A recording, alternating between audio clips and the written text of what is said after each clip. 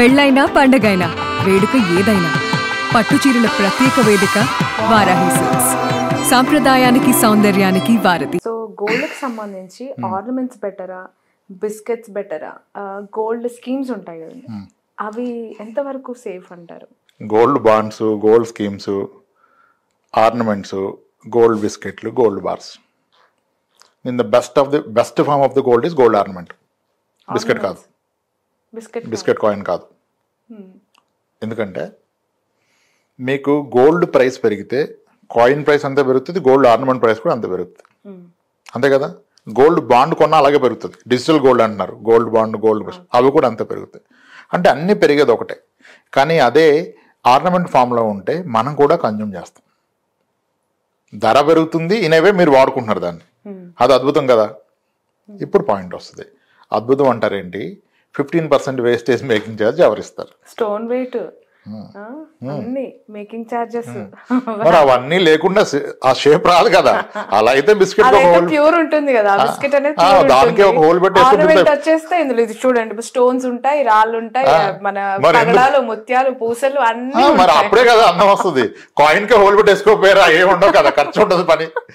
అలా కాదు. ఇప్పుడు ఒక ఆర్నమెంట్ కొనేది ఎందుకు?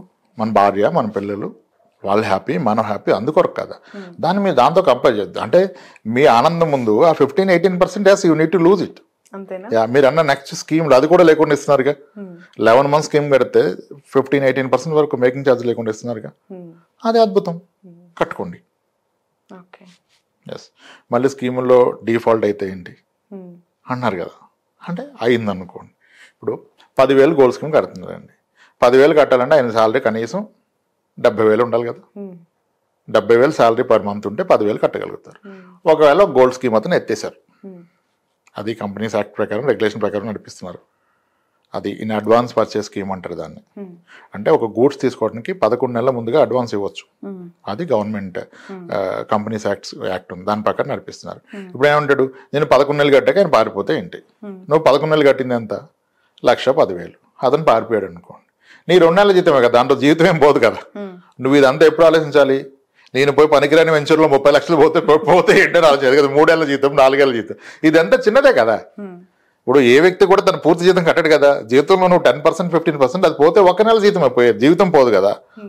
కదా. బట్ గోల్డ్ బిస్కెట్స్ ని ఒక ఇన్వెస్ట్మెంట్ గా చూసే వాళ్ళకి మీ అడ్వైజ్ ఏంటండి? అంటే మీరు ఆర్నమెంట్ చూస్ చేసుకుంటే ఆనందాలు నిజంగానే వెలకట్టనేవి, చాలా మధుర క్షణాలు. ఒక జ్యువెలరీ వేసుకుంటే మాలాంటి ఆడవాళ్ళ మొహం వెలిగిపోతుంది. అదే బిస్కెట్ ఉంటే బీరువాలో పెట్టుకొని చూసుకోవాలి. ఎందుకు మరి అది ట్రూ. ఇంకోటి ఏంటంటే, ఇప్పుడు చాలా మంది మీరు ప్రాక్టికల్ గా మాట్లాడితే, ఒక అత్యవసరం వస్తే ఆదుకునేది భార్య, ఇంకెవరు కాదు. భార్య ఎప్పుడు ఆదుకుంటుంది? ఆర్నమెంట్ ఉంటే తీసి ఇచ్చేస్తుంది. ఏడొకరాయి తీసుకెళ్ళటది. ఇది తీసుకెళ్ళని ఎందుకు టెన్షన్ పడుతున్నారు మీరు? ఏముంది, ఇంట్లో ఉన్నది పెట్టండి, ఏముంది, 2-3 లక్షలకి ఎందుకని చెప్తారు. అదే కాయిన్ ఉంటే దాన్ని తీసుకోరు తెలుసా. గోల్డ్ బ్యాంకులో మీకు కాయిన్ ప్లేట్ చేసుకోరు, ఆర్నమెంటే ప్లేట్ చేస్తారు. అది చాలా మంది మిస్ అవుతారు. ఎలాగూ పెరిగేసేమో, దానికి తోడు మీరు కన్జ్యూమ్ చేస్తున్నప్పుడు ఆ ఆనందం ముందు 15% ఆబ్వియస్ గా పోతుంది. అది మీ అజంప్షన్ ఏంటి? పెరుగుతున్న గోల్డ్ ప్రైజెస్ ఎలా చూస్తున్నారు? ఇట్ ఇస్ నాట్ ప్రెడిక్టబుల్ కాదండి. గోల్డ్ ప్రైస్ ప్రెడిక్ట్ చేయలేం. అది గ్లోబల్ పారామీటర్స్ మీద డిపెండ్ అయి ఉంటుంది. గోల్డ్ వీఆర్ ఇంపోర్టింగ్ కదా. ఒక మంచి ప్రాపర్టీ అంటే ల్యాండ్, కొంత గోల్డ్, దేని మీద మీరు ఇన్వెస్ట్మెంట్ చేయాలి అని చెప్తారు?